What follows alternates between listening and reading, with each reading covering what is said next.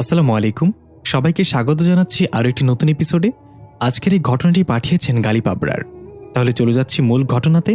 তার আগে সবার কাছে অনুরোধ থাকবে, যারা যারা চ্যানেলটি সাবস্ক্রাইব করেননি অবশ্যই সাবস্ক্রাইব করে নেবেন এবং লেখকের ফেসবুক পেজ ডিসক্রিপশন বক্সে দেওয়া আছে, অবশ্যই লাইক দিয়ে ফলো করে দিবেন। আমার ঘরের জানলা দিয়ে মসজিদটা স্পষ্ট দেখা যায়। অনেক পুরনো মসজিদ।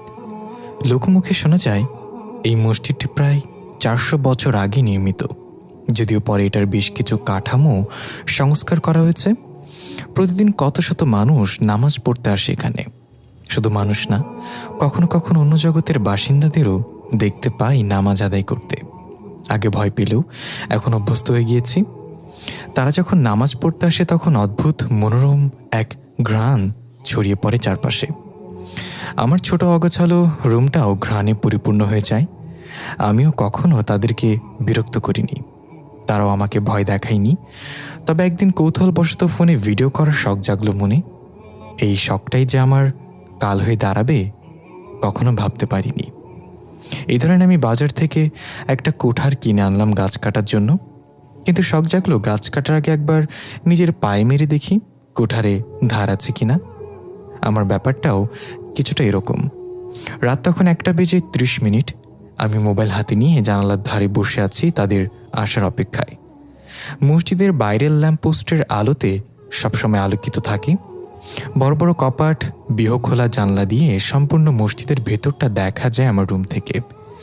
বাইরের ল্যাম্পপোস্টের আলোয় ছোট ছোট পোকাগুলো ঝিরিঝিরি করছে, কিন্তু এখনও তারা আসছে না কেন? প্রতিদিন তো এই সময় আসে। হঠাৎ ল্যাম্পপোস্টের আলোটা ফ্লিকার করতে লাগলো।